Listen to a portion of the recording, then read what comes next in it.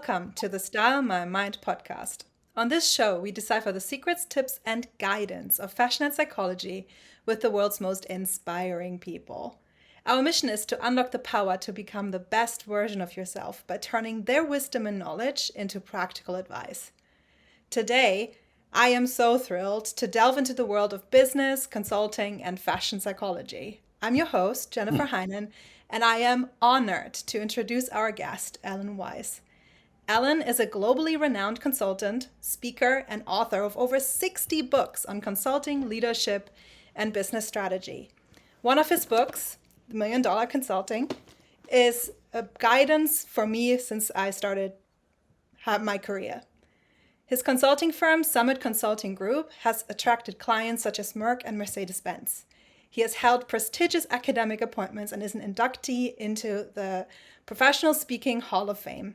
Alan, the rock star of consulting, thank you so much for joining us today. Thanks, Jim. Why don't you keep going? I like listening to you. That was wonderful. No problem. But I want to hear all about you and all about your insights. So I'm just truly honored to have you here, and I just want to dive straight in. So can you tell us Okay. about your journey into consulting and what led you to focus on value-based fees and ethical business practices? Well, I'll try to make this brief. I was with a consulting firm in Princeton, New Jersey. I started as a client service person. 11 years later, I was running Latin America and Asia and then North America. And I learned the consulting business and the training business and so forth.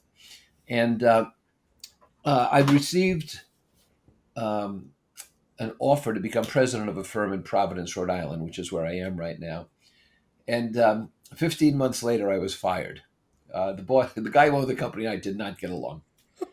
And so my wife said, "What do you want to do?" And I said, "Well, no moron will ever fire me again. I'm going out on my own." So my wife said, "Okay, forget the mortgage, but you better get serious," she said. So I find myself out there prior to the internet, right? 250,000 independent consultants or so in the United States. And I said, how do I stand out in the crowd here? And I believe, and I've always espoused this, you follow your strengths, you don't try to correct weaknesses. And I could write and I could speak, and so I wrote and I wrote and I spoke, and today I'm still writing and speaking. And I began to get a lot of business. And I realized, though, that I did not want to charge people by an hour or a day or person sitting in a seat or a box of materials, because you cannot get wealthy that way. And wealth is discretionary time. So I decided I would charge for value. And I began looking at objectives for projects and metrics to judge success and the value to the buyer. And I would charge based on a 10-to-1 return for the buyer, which is an awfully good deal. And so that started to take off, and I began to write more and more books. And in the early to mid 90s, my fifth or sixth book was Value Based Fees. And Value Based Fees, which is in its third edition today and still on the shelves, of course, had become sort of a Bible. And I pioneered value based fees in the consulting industry.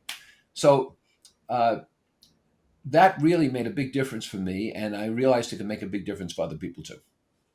Yeah, I can only imagine. Um, as I'm a psychologist, for me, it's always interesting to look into the why and what happens into our people's minds. And you have a PhD in psychology as well. So, how has your background in psychology influenced your approach to consulting and your understanding of business dynamics? Very little. I got, I got my PhD late in life. By that I mean I was in my 40s somewhere, and I decided that I wanted to. I knew what I was doing, and I knew it worked, but I wanted to understand some of the underpinnings. Hmm. I wanted to know what recency bias really was about, and projection, and transference, and all these kinds of nice things. But it was also important I could recognize clinical depression, because a lot of people I dealt with over the years. I mean, I've been doing this for 35 years. I found were clinically depressed, and you don't coach people out of that. You get them therapeutic help, Yep. and you need to make that distinction. So in those degrees, it helped. But what I do is basically common sense. I'm a reductionist, and therefore I make things as simple and clear as I can. Occam's razor, right? Mhm. And too many consultants try to make things complex to try to prove their worth. My worth is I make it very clear and very fast. That's really interesting. Also based on like, yes, understanding the intersection of psychology in consulting, because in the end you're working with people. I've noticed that myself in my career because I've worked in the fashion side as a stylist, and I noticed when I helped people how to dress that there is a lot of underpinnings that has mental illness attached to it, which I cannot touch as a stylist. It's something that a therapist needs to do. So yeah, there's a lot of parallels drawn there, I guess. Another aspect of that that's interesting and positive is that if you look at, say, hairdressers, manicurists, facialists, people who touch their customers like that, there develops almost an informal intimacy, and they talk more. The only thing I can roughly come close to with that is a bartender, and while the bartender is not touching you, the bartender is in sort of an intimate space, leaning across the bar. People tend to open up more. Um, and so there is an important synergy uh, in that empathy can create um, a knowledge of people and a willingness for them to share. If you're not just dealing on a business basis, but you're also saying to them, and you know these practices, for example, when you're dealing with people at risk and potentially suicidal, you say things like, "This must be very difficult for you," or "I imagine that was hard to understand." And they can relate to the fact that you seem to understand how they feel. Yeah, there's a certain empathy coming along with it, so that makes a lot of sense. Yes. Um, as I'm so focused on clothing and the impact of what clothes do to us, individuals, I'm very, very curious. In your extensive career, what common mistakes have you observed executives make in terms of personal branding and presentation? Well, I think there are several. I think one is the fact that um, people need to dress both with clothing and accessories that suit them and that don't conform to some uniform. People need to be able to express themselves. And, while there are limits, I do believe there are limits and things aren't just unbounded. Uh, the old IBM or the Brooks Brothers kind of look for men, at least, I don't think made a lot of sense. I think that you have to let people be individuals because it sparks them to be more innovative and not just sing the company fight song. I will say, though, that uh, people should not be ashamed of their choices. In other words, I've worked in organizations where the owner of the company happened to drive a Buick, and so nobody could drive a car that was more expensive than a Buick. And I've worked in places where the owner, which I'm talking from a men's standpoint here, well, uh, Brioni suits are silly; they're just too much, and so on. And so nobody would wear, a designer suit. They're all wearing something off the rack. And I think what and you know more about this than I do, but I think in fashion there's an important emotional element, and the relationship to business is that people make decisions to buy things emotionally. Logic makes them think, but emotion makes them act. And so you don't need a Xenia or a Brioni suit to be dressed, but if it makes you feel good, then do it. You don't need a Bentley to get you from place to place, but if it feels good, do it. And these kinds of brands are successful because people see an emotional attachment that makes them feel better about themselves. So it doesn't have to be expensive, and I think people should be certainly encouraged, within the confines of common sense, to be individuals. That's such great advice because also considering the economic environment and that a lot of people who are just starting out or just entering the world are in, they're really struggling also if they have to obey, so to speak, the social rule of having to wear like a very, very expensive suit. It's not necessarily achievable for them, and that will hinder them to even enter a field that they're maybe very passionate about. So that's such great advice, that thank you so much for sharing that. I personally think it's sometimes quite tough to balance this, like being individualistic, but still fitting into social groups and social norms. There's this massive um, parallel and intersection of trying to fit in while being distinctive and individualistic, especially in larger corporations. But how do you think personal presentation and fashion choices influence professional identity and leadership presence in the business world? Well, you evoke two things with that question. One is the fact that normative pressures create very bad fashion choices, and therefore bad looks. And so whenever I see middle-aged men walking around with a baseball cap that's backwards, and then shielding their eyes like this because their son, I feel, well, here's somebody who doesn't know how to use a hat, you know. So, I mean, it's a ridiculous look. It's just a ridiculous look. But you know, people are enslaved sometimes to normative pressure, and I think that you have to make choices about what you wear in terms of your clients, your customers, and your coworkers, because the old rubric that you shouldn't judge a book by its cover is false. Everybody judges books by their covers, and you only get one first impression. So, particularly if you're in sales or you're in what we call a customer facing environment, uh, you really can't afford to have a really bad day and that somebody looks at you and says, you know, oh my goodness. Um, and a lot of times that's caused because not by a person who says, I want to look extreme or I want to look out of the ordinary. It's by someone who hasn't had good advice and thinks what they're wearing is good for them. And so, you know, you talked about being in fashion or design before. I think people with that expertise are very, very needed because a lot of people just don't understand what makes sense for their coloring and their body types. And again, rejecting normative pressure and accepting things that really are good for them as people.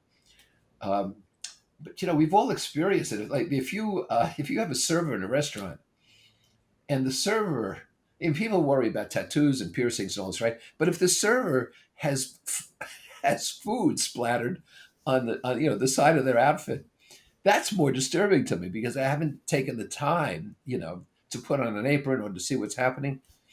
And there's a tendency now for even executives and high level people in public office to dress more informally. In other words, you see the president of the United States sometimes addressing a news conference or whatever without a tie.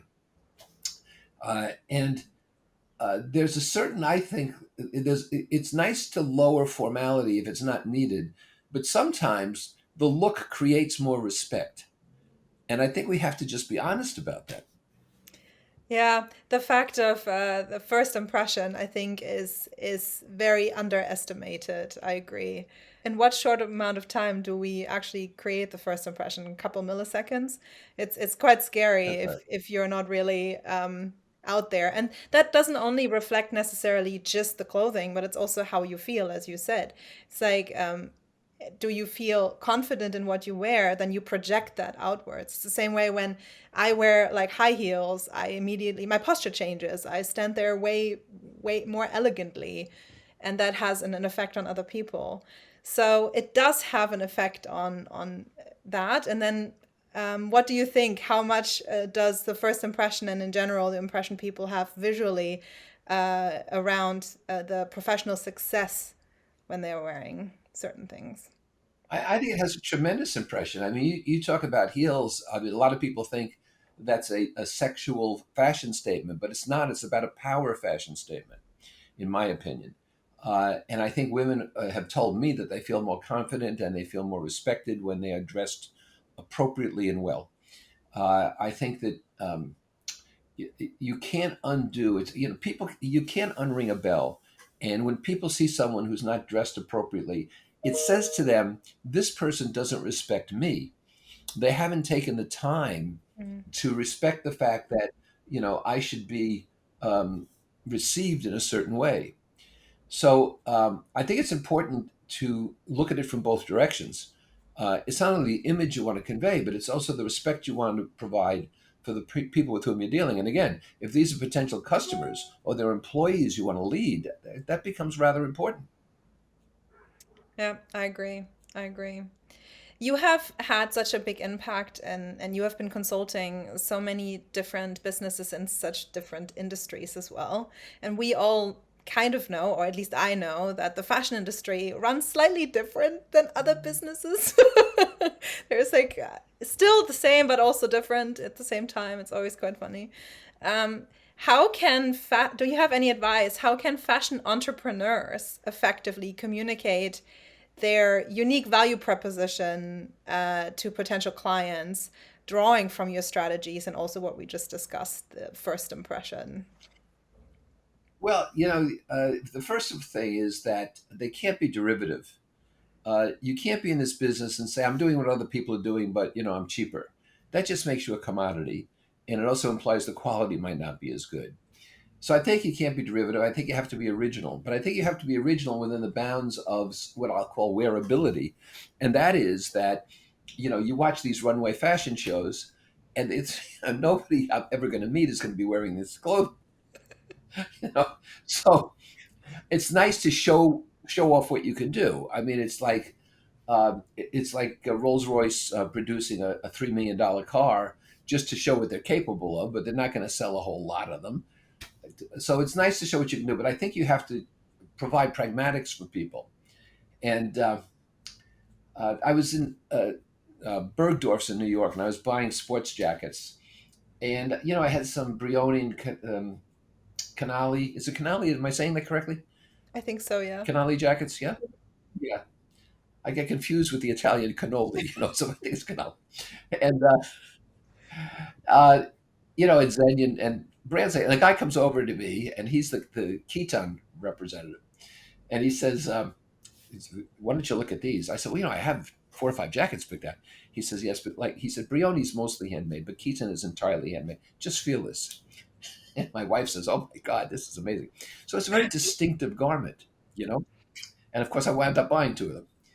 Uh, so I think that from an entrepreneur standpoint, you can't be derivative, and you have to stand out in a crowd. I'll tell you something in the fashion industry I think is a problem for large brands and small, and that is as a consultant and not an industry expert, but as a consultant, it occurs to me that the fashion houses produce too many things, and their inventory problem is severe.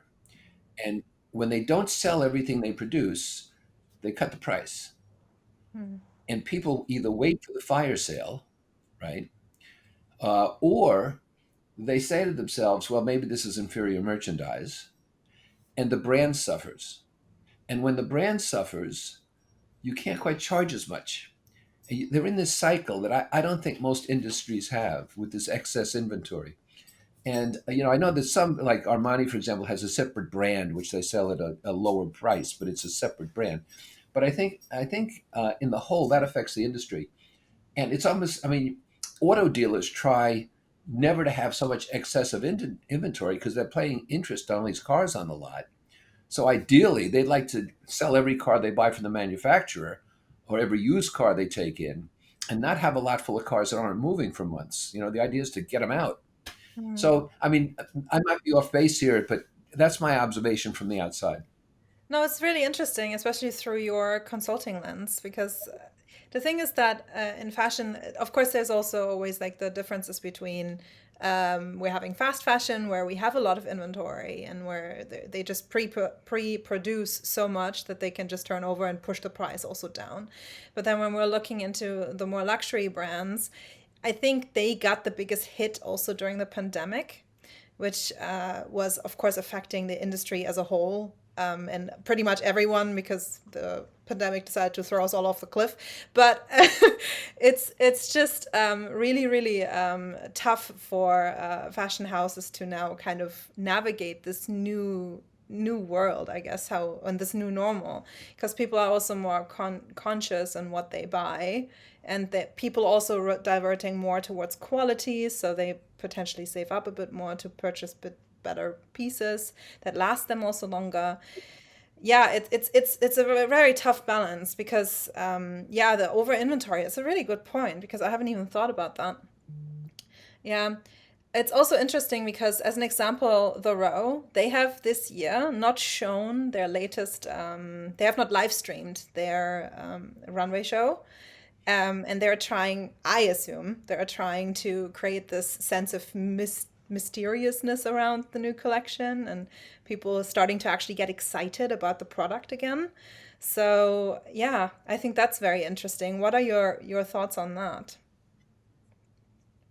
Well, it depends what your rationale is, right? It depends if they've got a strategy and that's the implementation of the strategy and it makes sense, or it's not a strategy and it's just something they're sort of trying out. I mean, I think you have to be intentional. And this is an age when things you said no normal before. You said oh, new normal.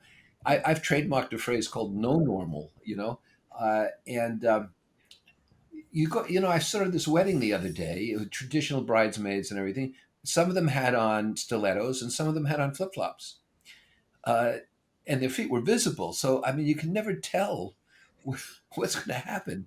And you go to a party and people are dressed, my wife has a phrase. We'll be at a restaurant and the woman will come in, with a what I would call, say, a cocktail dress, and the man will have on his shorts and a t-shirt. And my wife will say, "Did they get the same memo? You know, did they discuss where they were going together?" So, you see these kinds of discrepancies now that you never used to see to that degree. That's really true. I was quite surprised because I used to live in New York, and then during the pandemic, I moved back to Germany, where I'm originally from. And then I had the opportunity to come to London, and I'm here now. And for me, London, prior to the pandemic, was always like this dapper city where people were mostly overdressed, which I enjoyed to look at because, beautiful people wearing beautiful things and being well put together and very conscious of how they dress.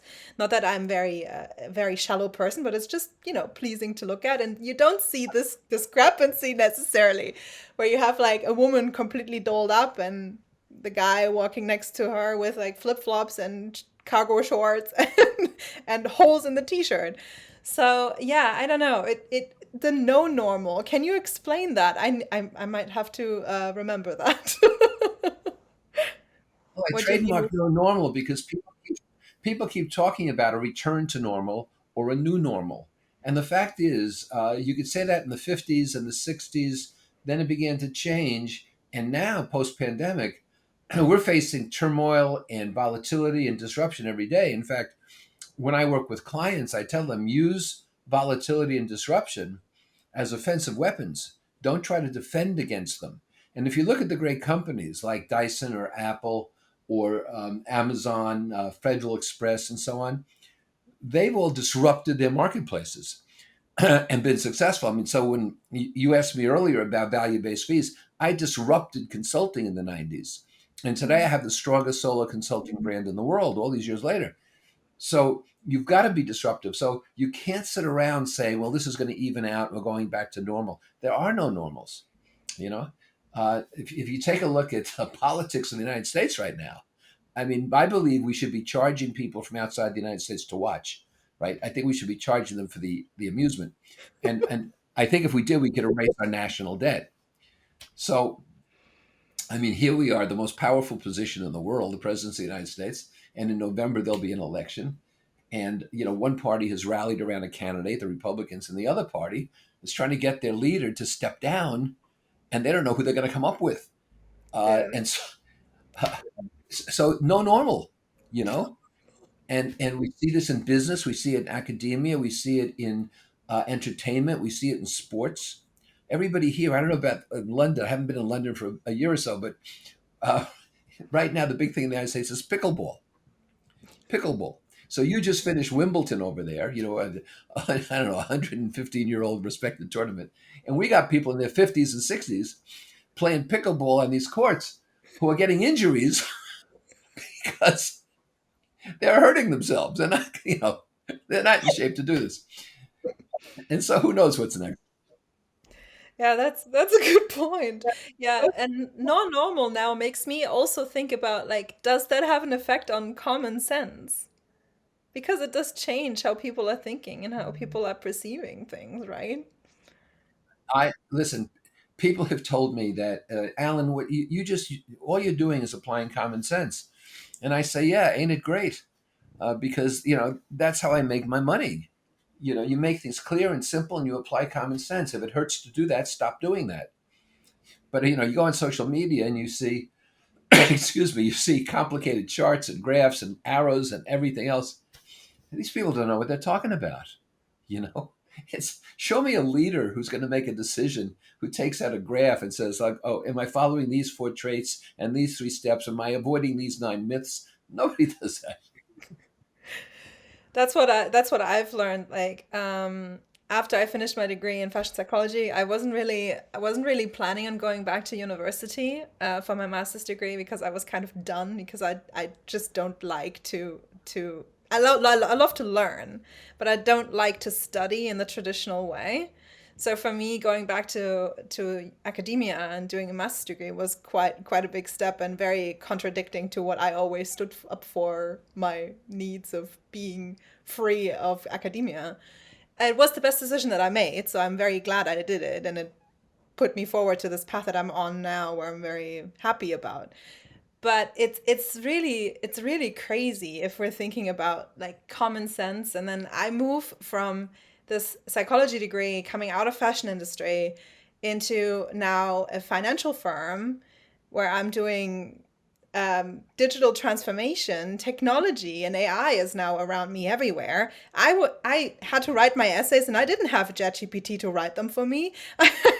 I had to read all of those papers and all of the books, and I had to put all of that together. And it's so drastically changing and disrupting the world, as you spoke to. And it's almost at this point tough to keep up with everything that's changing and everything that's disrupting the world and disrupting normal pathways, that I believe the biggest part that people need to do is starting to work on their flexibility. What is your stance on this disruptive technology and AI? Well, people should stop worrying about AI taking over the world. I mean, it's ridiculous. It's like a Chicken Little kind of, you know, approach. Um, my spell check on my devices often creates errors because the spell check doesn't understand. And things go wrong, and we're told what, unplug it and plug it back in. That's not the most sophisticated advice in the world, right? But it often works. So technology has its limitations.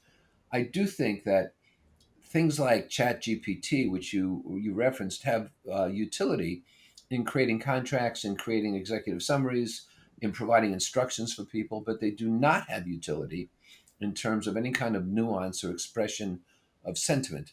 And consequently, you mentioned the books I've written. I would never ever use artificial intelligence to write a book. It can't write as well as I can. It can't express my unique voice. And just like you have unique style choices, you have a unique voice. So I think you have to use it advisedly as a tool and not let it use you. I had people here. I have a retreat center attached to my house, and I had one of my groups here for a couple of days, and they were staying about 10 minutes away, and they used Uber to go back and forth. And of the 4 times that they used Uber, 3 of the times the Uber drivers got lost because their GPT, their GPS took them to 2 streets over. That's My house hasn't moved. That's a technological problem. That GPS is lousy. So uh, I think we have to use, just as we use everything. The old rubric is, if the only tool you have is a hammer, everything is a nail. And if we think that the only and best tool we have is AI, then everything is going to look like an AI application, and we're going to have a real mess. That's true. You've spoken about your books, and I want to actually pick up on that. In your book, The $1 Million Consulting, you emphasize the importance of being original. How can professionals in the fashion industry apply this principle to stand out in their careers? I said earlier, don't be derivative. And I think what you have to do more than ever to be widely successful is to combine a look that suits the individual with practicality. And Mm. so, I've coached people who are making a speech or addressing a group, and what they're wearing has actually gotten in their way. They've got a bracelet or they've got a hairstyle. I mean, they have to keep getting their hair out of the way. The bracelet's catching on things. Somebody presented. They did a video in front of a blue background, and what they wore was navy blue. So all you saw were hands and a face. It looked like a puppet show, right? You couldn't differentiate. So I think that you have to have a sense of originality for the individual, but I also think you have to have a certain pragmatism in what you do, because really the important fashion is what people wear every day, not for special occasions. And I think that has to be that's really for me the leverage point, where you can wear something that's really it looks good, but it fits well, and it's really utilitarian. I spend a lot of my time in jeans around the house here, and my I have no financial interest here, but I wear the brand is Seven Jeans, Seven for the World or whatever they call themselves. And when you go to their store, they have different varieties and different cuts, and they fit well, and they're comfortable, and they look good. And so it makes me loyal to them. Mm. And I said before, purchases are emotional, and loyalty is an emotional kind of relationship. That's a good point, like loyalty especially. I think there's also an emotional component. That's what I'm actually researching. I'm researching the emotional effects and parallels of fashion and our consumption and well-being as a whole. And what I've noticed is that, especially not only loyalty because it's practical and it suits you well, it fits you well, you're comfortable in it. That's one point. But also what I've noticed, if there is an emotional component attached to it, i.e., the wedding dress or a blouse that is from a grandmother who passed away and who has been always like one of the biggest role model of yourself, you treat those clothes differently, and you are also feeling differently when you are wearing those. And I think that's actually a really fair point. If fashion brands start to look into how can people connect with their clothes differently, and not only from an emotional component because that's very difficult and very personal and individualistic, but how can people gain something what they need from the product while it also fits to what the brand stands for, as an example. So yeah, it's a good point. Especially, I like this phrase so much. Don't don't wear clothes that or don't try to fit into clothes. Make the clothes fit you, which then also brings back into the individual component, right? We need to go to maybe a tailor to let something out because not every person is the exact same body type. So yeah, that's a good point, and it comes back to originality. Yeah, originality and being you. I I heard a want funny to. line the other day. Yep. I, I, I was watching. There's a documentary on Celine Dion, the singer, because she's had these health problems where she can't sing anymore. And the documentary is fascinating, but she says a really interesting thing. She is a real clothes horse. She loves clothing and shoes and everything else. And you see her in all these outfits. And she says when you go into a shoe store, the owner will say, "What size do you take?" And she says that's not the point. The point is, what size do you have? Because if I love the shoes, I will make them fit. So I thought that was rather interesting. So the direct opposite of what I just said. Yeah, I mean that. Yeah, that's another approach to consuming, and yeah, that's very interesting.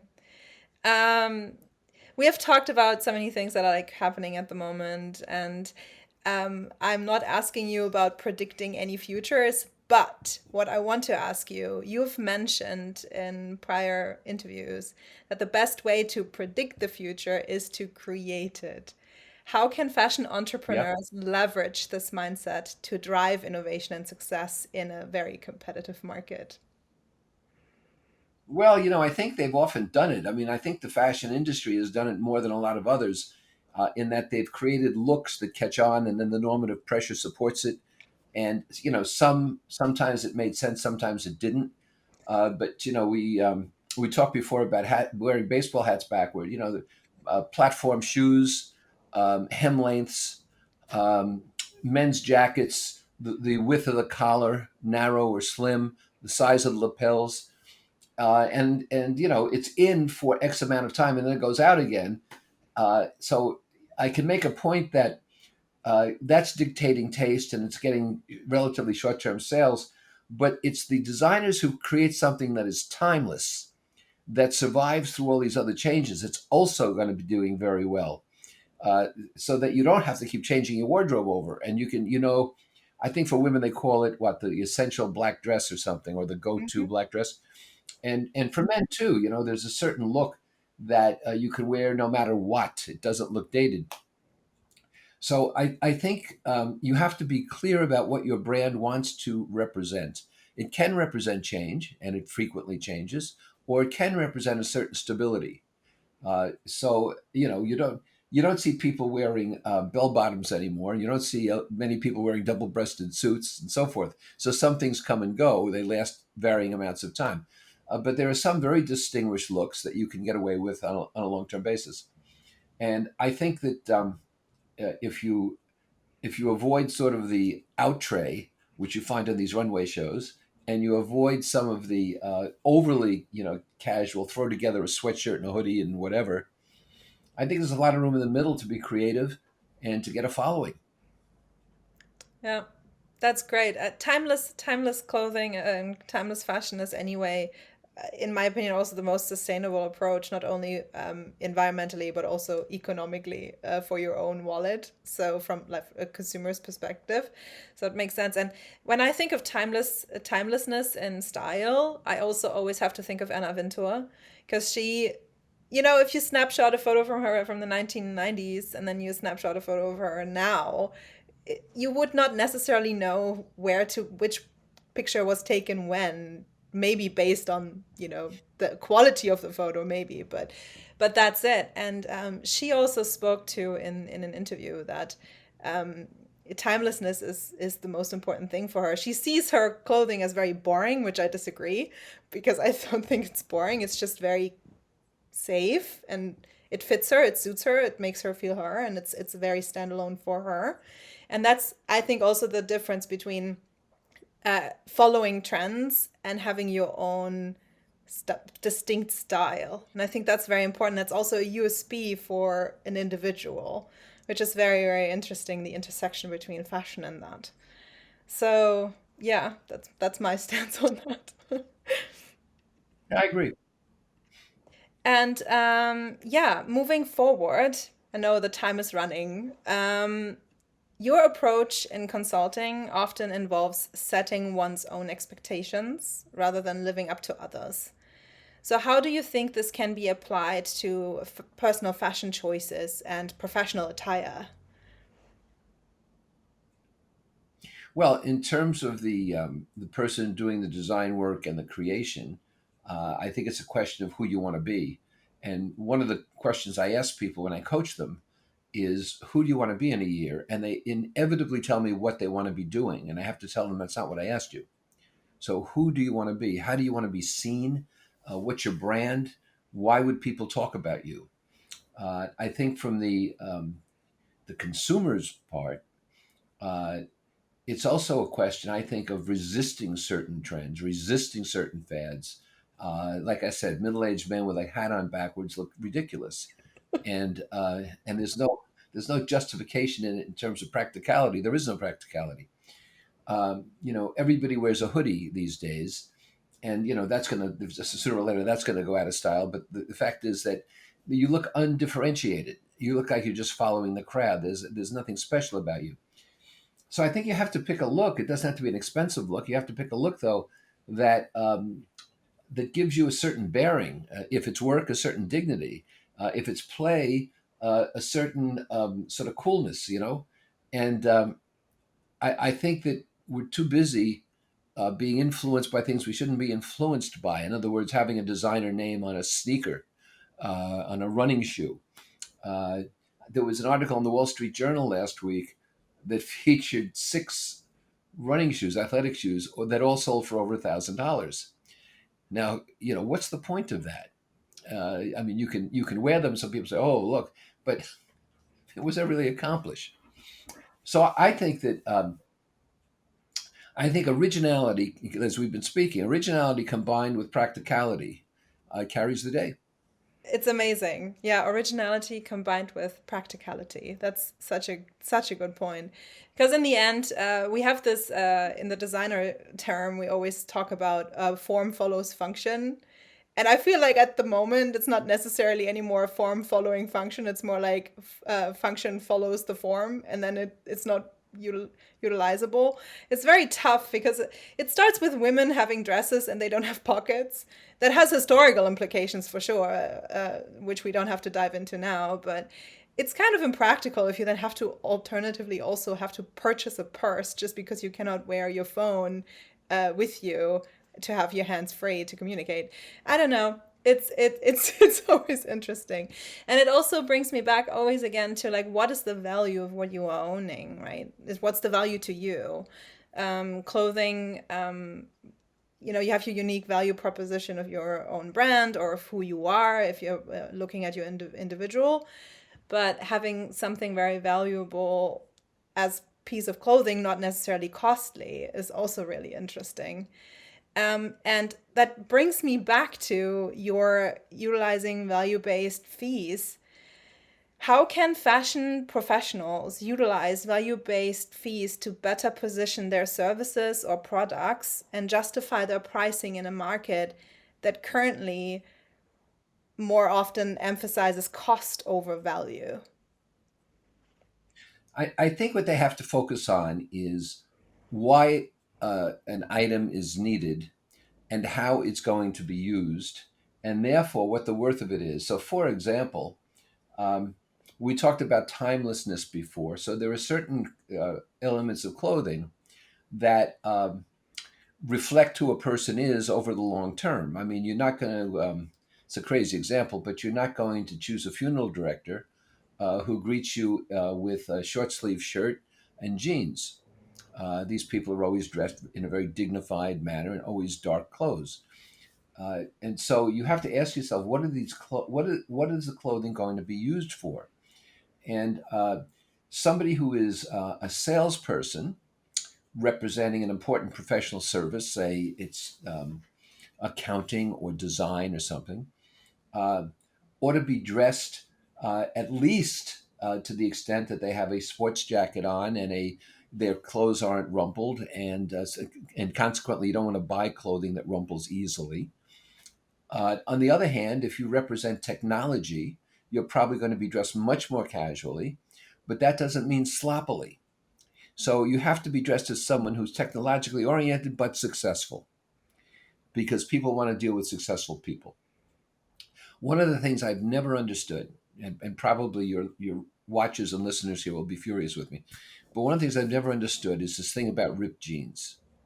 Um, I don't get it.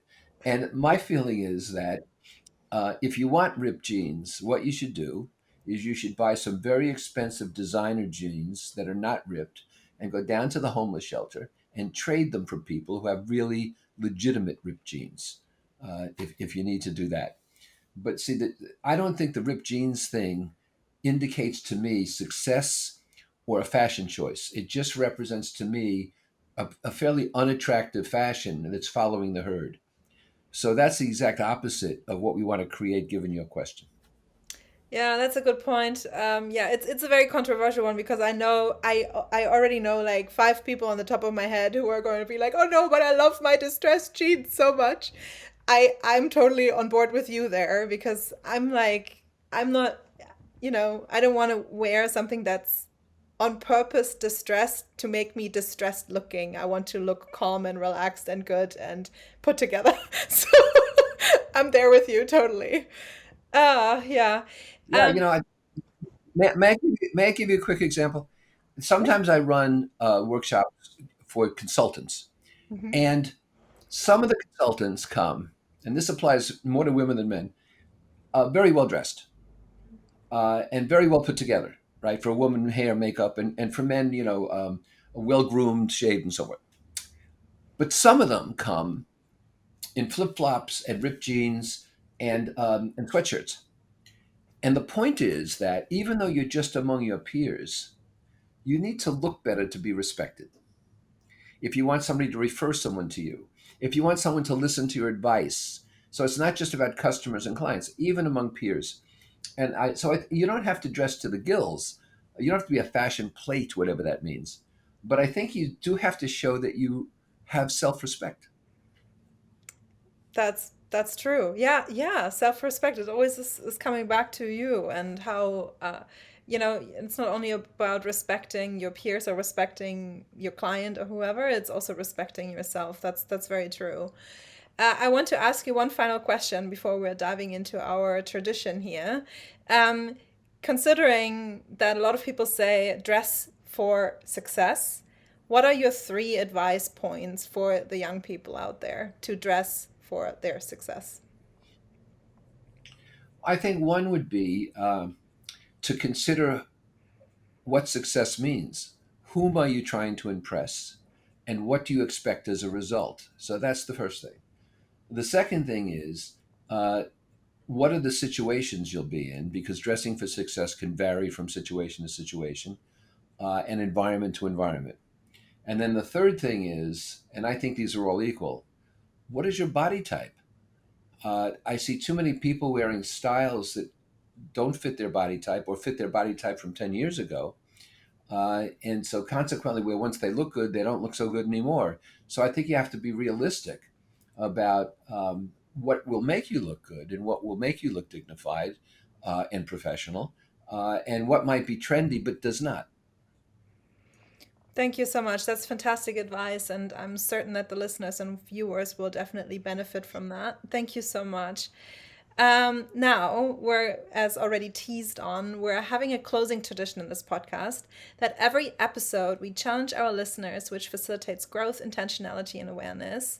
Could you introduce our listeners to your Style My Mind challenge? What action or mindset would you like them to adopt when considering their personal presentation at the workplace? Well, I wrote a book called Million Dollar Maverick, and what I would suggest to your listeners and your viewers is this: um, don't be content to be part of the herd. Get yourself out of the herd, go up on a mountaintop, and you'll have a much better view. I love that. Thank you so much. And yeah, fantastic. Thank you again, Alan, for joining us today. If people want to hear and learn more about you, your work, what you do, where can they find more information about you? Well, first, Jen, thank you for having me. I really had a good time. Thank you so much.